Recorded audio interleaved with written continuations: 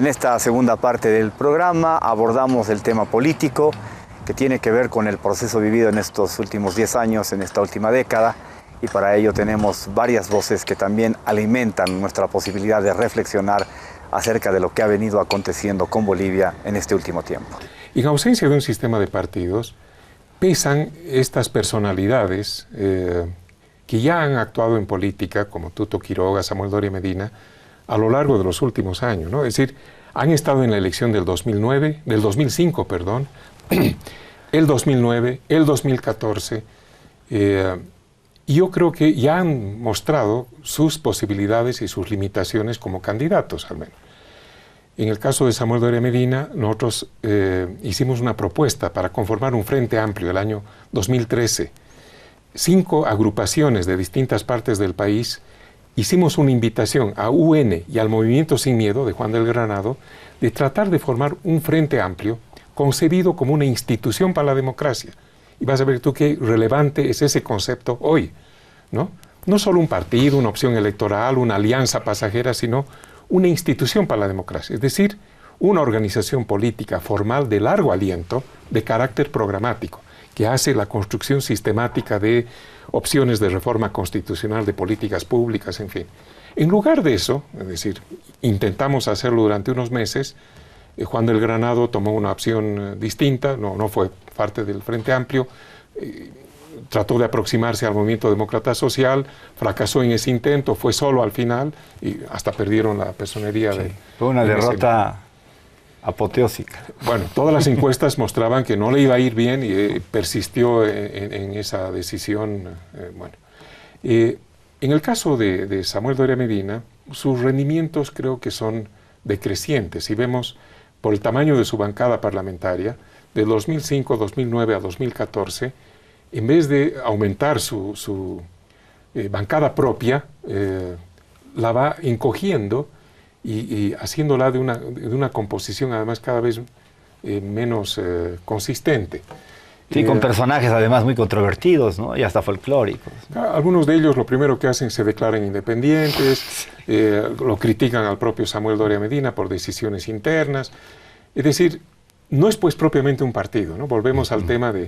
Bueno, y yo sé que es muy difícil hacer un partido, ¿no? La gente que hemos estado en el movimiento del no es no, hemos recibido también un mandato claro, hemos tenido una reunión muy amplia en Cochabamba hace unos días, de convertirnos, ya no, hemos sacado el primer no, hemos puesto como nombre una nueva oportunidad para hacer una plataforma ciudadana que promueva una deliberación en torno a cuestiones programáticas de la política. Pero ciudadana de verdad, ¿no? Con disfraz ciudadano, como lo quisieron hacer con la campaña del no, que no.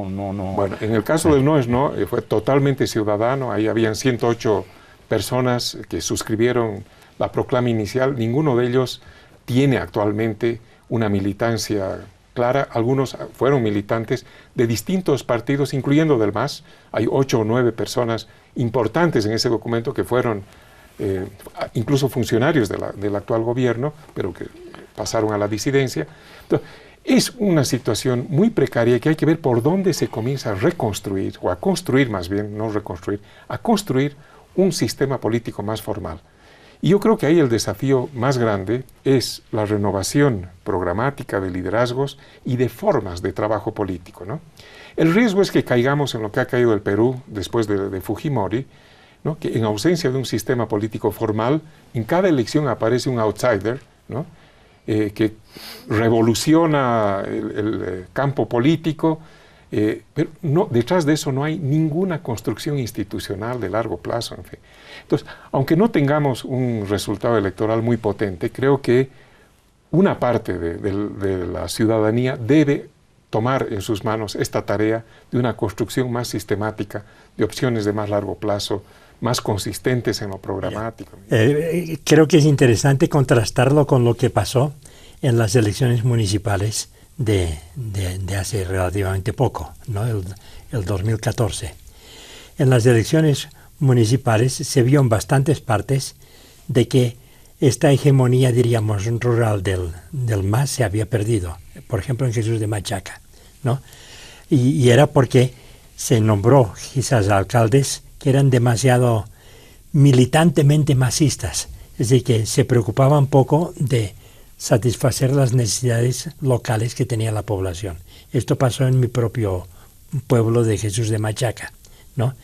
En cambio, en estas, en que simplemente era si seguía el mismo binomio o no, o si se le permitía seguir como candidato, que es mucho menos, ¿no? Entonces dijeron muchos más que sí. Yo he seguido un poco los lugares en que ha ganado sí, en los municipios rurales, y es abrumador como ha ganado. Unos por 80%, otros por 70%, etcétera, ¿no? Que era simplemente seguirse fiando de Evo y de Álvaro. Pero, por otra parte, yo creo que el matemático Álvaro se acercó bastante a lo que parecía que podría haber pasado. Por un 3% no ganó el Álvaro en su predicción. Pero el hecho de que no llegara a tanto, y a pesar de tener las ventajas de estar en el poder y todas las ventajas prácticas que esto da, yo creo que era una señal de advertencia que se tiene que tomar muy en cuenta. Y es de que también en el sector rural se está debilitando la posición esa hegemónica del MAS, y en parte yo creo que responde. Yo después del referéndum dijo principales tareas del MAS ahora después del referéndum. Yo dije que para mí la más importante era preparar a un sucesor, que me parece que hay posibilidades de los que están ya en el gobierno o incluso quizás de otros, ¿no? Pero que hay que pensar en serio lo que nunca lo han llegado a pensar en serio el Evo y Álvaro. Me parece que es la posibilidad de renovación de dirigentes al nivel máximo, ¿no? Y esta yo creo que es una tarea que la tienen muy importante y que vale la pena de que le dediquen todo el tiempo que puedan también en el sector rural, en todas partes, ¿no? Y no faltan candidatos, lo ha dicho el Evo varias veces, pero parece que no se lo toma del todo en serio. Entonces hay que pensarlo en serio. Y por suerte tienen 4 años para pensarlo, ¿no? Y en el siguiente, o en este mismo, ya hablé de 2 posibles candidatos, pero simplemente porque ya están sobre el candelero. Y además con mala leche lo hice que uno era muy militante del MAS hasta ahora, que es el David Choquehuanca, canciller permanente, es con Arce, el único que sigue desde que empezó. Cuando ellos decían que estaban allá para seguir, solo quedan los 2, me parece. Y entonces yo a veces he escuchado decir del David, al que yo aprecio mucho desde antes de que fuera. Él estaba en una institución llamada NINA, exacto, que es una que ha preparado, precisamente se ha dedicado a preparar dirigentes de alto nivel. Es el Día del Estado. El 1 de mayo, de alguna manera, recordamos la constitución del nuevo Estado, del Estado plurinacional, de la nueva Bolivia. ¿Quién diría? Parece difícil imaginarse a veces que ya han pasado 10 años de aquel 1 de mayo extraordinario del año 2006, donde de la mano del presidente Evo Morales finalmente se decide la recuperación de los hidrocarburos, la nacionalización, la tercera nacionalización de los hidrocarburos. No nos olvidemos que en Bolivia han habido 2 nacionalizaciones anteriores, ¿no? El año 36 se nacionaliza la Standard Oil y el año 69, durante el gobierno de Alfredo Bando, se nacionaliza la Gulf Oil. Y como reza el decreto de nacionalización Héroes del Chaco, aprobado y leído por el presidente Evo en el campo San Alberto en la mañana del 1 de mayo del 2006, esta es la tercera y definitiva nacionalización de los hidrocarburos, y yo diría además es una nacionalización absolutamente inteligente, absolutamente certera. Es una nacionalización que nos ha devuelto a los bolivianos muchas cosas, que nos ha devuelto desde nuestra capacidad económica, de nuestra capacidad de hacer un verdadero estado social, un verdadero estado de bienestar, de equilibrio, de razonabilidad. Nos ha devuelto la capacidad de industrializarnos. Hoy yacimiento residual que era en el pasado, como la dejaron los criminales, podemos decir, sin temer a dudas de la capitalización y la privatización, los gobiernos anteriores, de una YPFB residual, de una YPFB casi inexistente, de una YPFB esmirreada, descuartizada, destruida. Hoy tenemos una YPFB Corporación que es el orgullo de los bolivianos. Hoy estamos iniciando un proceso de industrialización de los hidrocarburos con medidas extraordinarias. Ahí está Gran Chaco, ahí está Río Grande, ahí está la planta de urea que se construye en el Chapare, ahí están las grandes iniciativas, ahí está la expansión de una corporación. A diferencia de un YPFB residual, hoy un YPFB Corporación que es el orgullo de los bolivianos. Nos ha dejado muchas cosas en materia económica, pero nos ha dejado algo más, que quizás es lo más importante, Julio. Nos ha dejado la dignidad de reconocernos a los bolivianos como una nación que cree en sí misma. Yo creo que todo lo que hemos vivido en estos 10 años nos han demostrado a los bolivianos que no somos un pueblo marginado, un pueblo que siempre tiende a ver las cosas desde afuera, un pueblo que tiene una baja autoestima, un pueblo que siempre ha visto de imitar lo que hacen los demás. Ahora somos una nación que cree en sí misma, somos un Estado digno, somos un país que ve de igual a igual a todos sus pares. No importa si es Estados Unidos, si es Chile, si es Perú, si es Brasil, si es Argentina, si es China, ahora vemos a los países como iguales. Ahora tenemos una gran dignidad, no somos menos que nadie. Y eso es un legado también de la nacionalización. Hemos sido capaces de imponernos ante el mundo, ante los grandes fantasmas que se tejieron durante el largo periodo neoliberal. Debes acordarte la seguridad jurídica y los discursos de que Bolivia se iba a quedar sin inversiones y que iba a llegar un gran desastre a nuestro país. Ante todas esas voces agoreras del desastre nos hemos impuesto con la luz radiante de la verdad, con la razón, con la inteligencia. Y mira, hoy Bolivia es el país que más ha nacionalizado. Los hidrocarburos son solamente una esfera de 5 esferas, cuanto menos importantísimas, de áreas de nacionalización importante que se han vivido en el país, muchas de ellas los 1 de mayo, y hoy es un día histórico e ícono de las nacionalizaciones en el país. Y somos el país que más ha nacionalizado, que más beneficios ha obtenido de la nacionalización, pero al mismo tiempo somos el país que menos conflictos legales tiene, que más respeto y visión correcta en el contexto internacional tenemos. Motivos para celebrar, para estar orgullosos, para estar felices, motivos realmente para sentir que lo más sano de nuestra nacionalidad ha sido construido y desarrollado en estos 10 años, Julio. En realidad, el archivo de la Comibol empezamos a trabajarlo hace 16 años. Pero tengo ese rango de director hace un par de años. Primero me pusieron de encargado. Primero era cargador.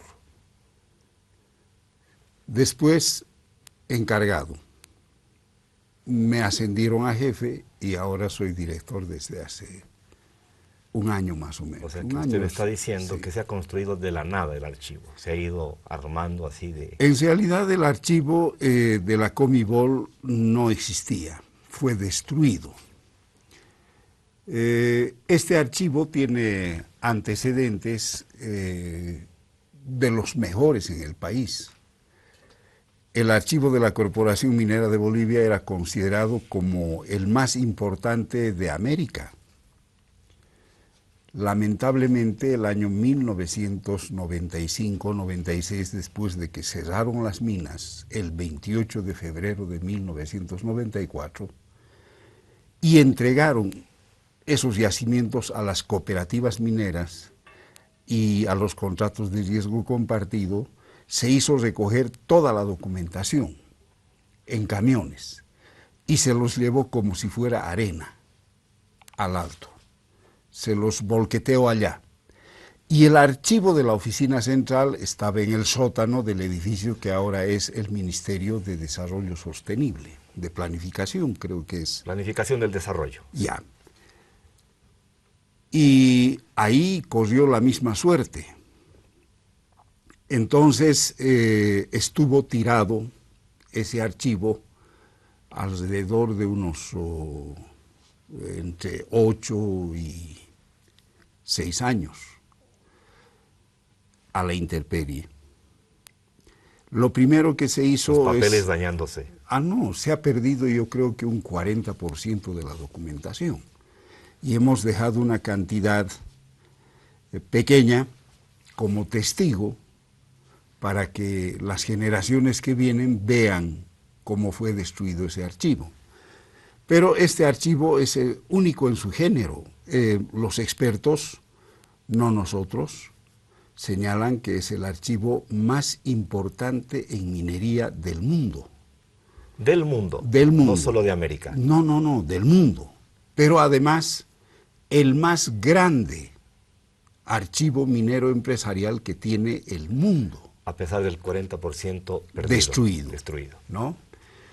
Para que nosotros veamos en dimensiones, el archivo más grande que tiene el mundo en minería empresarial está en México.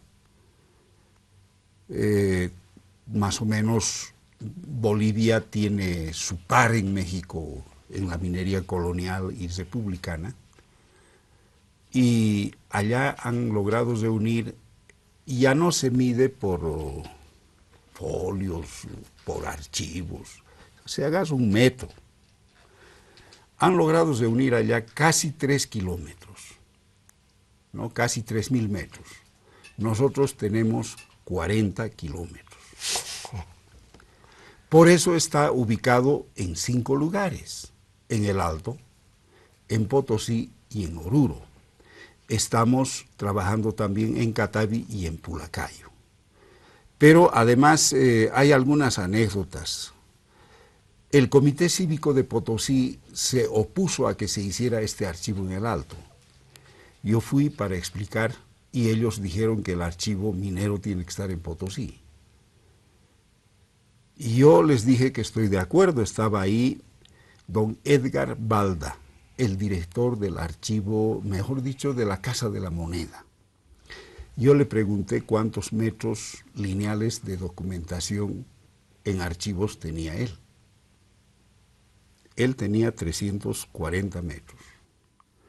Y yo le dije si podía él cobijar 25.000 metros más en la Moneda. No entraba en la Moneda, aunque se deshaga toda la pinacoteca. El Estadio Hernando Siles no alcanza para eso. Por eso está dividido en 3 lugares grandes y en 2 empresas mineras. Este archivo en realidad tiene algunas cualidades que también son únicas. Es un archivo que tiene documentación de 3 siglos, 19, 20, 21. En segundo lugar, es un archivo que tiene varios tipos documentales, desde textuales hechos a mano, a máquina, con computadora, hasta documentos magnéticos, grabados, fotografías, planos, cartas nacionales. Pero fuera de eso, hay documentación técnica, desde geología hasta construcciones civiles. Hay documentación administrativa, hay documentación política. Es un archivo que para los problemas políticos es muy importante. Hay documentación económica, hay documentación legal, hay documentación sobre salud, sobre educación, hay documentación sobre el movimiento sindical, hay documentación sobre las represiones. Está en la lista de los que deben ser retirados, perseguidos, apresados, etc. Y además están las firmas de los gerentes que informaban al Ministerio del Interior de quiénes deberían ser detenidos. Entonces, toda esta cuestión le hace a este archivo un archivo inigualable, pero además tiene varios idiomas. Fuera del español, el inglés, el francés, el alemán, el italiano, japonés, holandés, alguna documentación de Hochschild en hebreo. Es decir, es un archivo grande. En la última visita que hizo el presidente de Comibol, después de hacer un informe al ministro de Minas sobre los trabajos que estaba haciendo de exploración, yo le dije que los trabajos de exploración que estaba haciendo eran importantes, pero que le faltaba explorar el archivo de la Comibol, porque allá hay documentación que puede facilitar ese trabajo de exploración. Sin embargo, el trabajo no ha sido en modo alguno fácil. Hemos tenido que enfrentar muchas dificultades, desde la oposición de don Pepe Lucho Paredes, que quería hacer un mercado ahí, hasta la oposición de los trabajadores que en esa época querían hacer ahí unos bloques multifamiliares, la Caja Nacional de Seguridad Social, la propia Comibol en este momento no sabe lo que tiene entre manos. Más aprecian los investigadores que vienen a hacer trabajos de fuera. Los bolivianólogos de afuera, de Europa. Los bolivianólogos de afuera. Sí. Y lamentablemente ellos apenas sí han rasguñado así ese archivo. La investigación nace como una iniciativa personal e institucional del CIS para develar cuáles han sido estos mecanismos de control y dominio de Estados Unidos en Bolivia, en un periodo de tiempo determinado, porque estos mecanismos de dominio y control datan desde el inicio de relaciones entre ambos países, que es a mediados del siglo XIX. El libro comienza con una recopilación documental, bibliográfica y hemerográfica fundamentalmente, sobre cuáles han sido los hitos fundamentales de esta relación entre Bolivia y Estados Unidos, ¿no? Entonces, partimos de hacer una base de datos hemerográfica que abarca varios temas de este tipo de relación, y después de consultas sobre documentos institucionales, los informes del Departamento de Estado de Estados Unidos sobre derechos humanos, corrupción, narcotráfico en el caso de Bolivia, los convenios internacionales que se dan entre ambos países durante el periodo de estudio, y también informes nacionales de instituciones nacionales de Bolivia sobre las relaciones que había entre ambos países.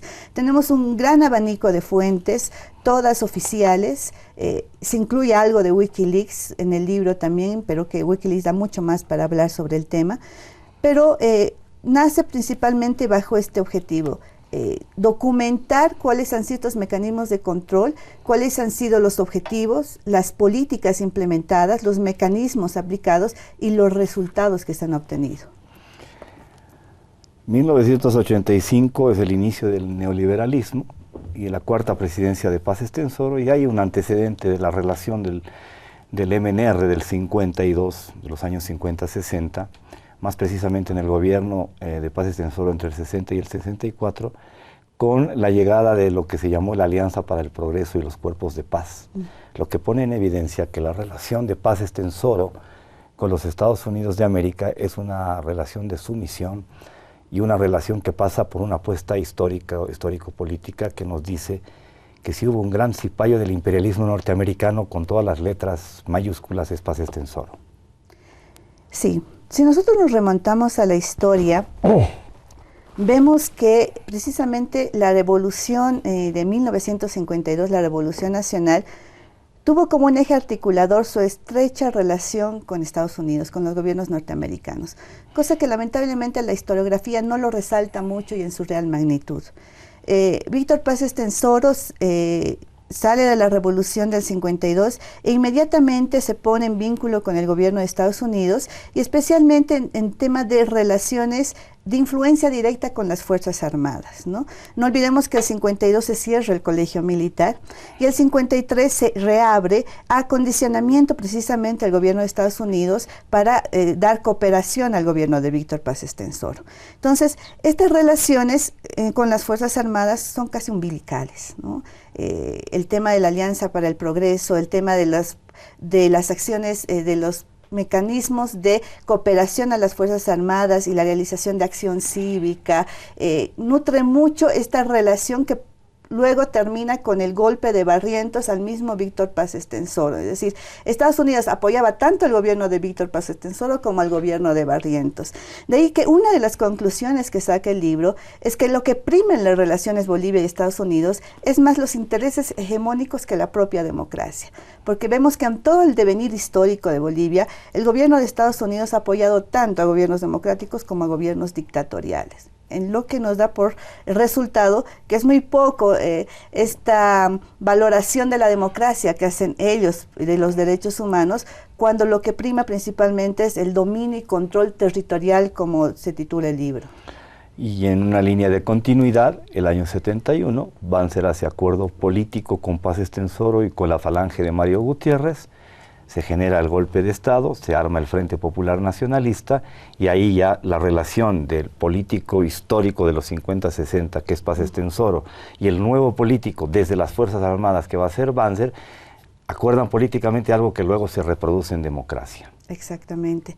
De ahí que se puede deducir fácilmente, de acuerdo a la historia, porque es preciso conocer la historia para valorar lo que está sucediendo actualmente, es que a Estados Unidos no le importaba el gobierno, en el periodo neoliberal que también aborda este libro, a Estados Unidos le importaba el partido político que gobierna en Bolivia, porque tenía control y dominio sobre todo el espectro del sistema de partidos, y los podía controlar muy fácilmente de acuerdo a lo que se ha llamado el tema de control de visas de los políticos, ¿no? Entonces, este dominio de todo el espectro del sistema político hacía que Estados Unidos pueda diseñar las políticas, implementarlas de acuerdo a sus propios objetivos, ¿no? De ahí que Banzer Suárez con Víctor Paz, el mismo Jaime Paz Zamora, que en su momento fue, se le quitó la visa y a su partido, etcétera, pero que después también contribuyó a la realización de políticas hegemónicas, todos confluían en un mismo objetivo, ¿no?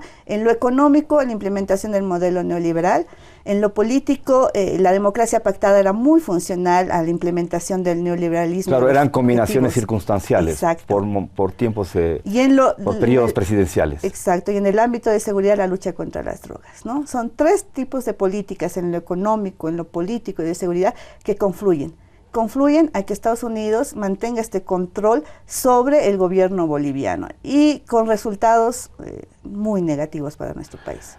La lucha contra el narcotráfico sustituye a el miedo contra el comunismo y el control contra el comunismo de los 60, 70. Yo considero que en términos de lucha contra el narcotráfico esto es un fracaso absoluto, y los pro legalización como yo creemos que realmente la lucha contra el narcotráfico, contra las drogas, no pasa por ahí, porque realmente esto se ha utilizado de tal manera que hemos tenido estos resultados nefastos, ¿no? Sí, está aceptado por todo el mundo que la lucha contra el narcotráfico ha tenido resultados negativos, ¿no? Y contradictorios en su lucha también por la defensa de los derechos humanos. Sin embargo, yo creo que la lucha contra el narcotráfico no fue más que un mecanismo de control y dominio de Estados Unidos para tener este control sobre todo el aparato gubernamental, de manera específica sobre las Fuerzas Armadas y la policía. Estados Unidos definía las políticas de seguridad y defensa en el país, no solo además de mecanismos de cooperación económica, sino de asesoramiento directo en estas políticas con sus propios agentes de la DEA, en el caso de la lucha contra el narcotráfico. Entonces, más allá de la lucha contra las drogas, el verdadero objetivo de Estados Unidos era tener control sobre estas instituciones y por lo tanto sobre el país. Y teniendo control sobre el país, tenía control sobre los recursos naturales, que no olvidemos es el principal objetivo que tiene Estados Unidos para de alguna manera precautelar su futuro y su existencia como principal consumidor de energía en el planeta, ¿no?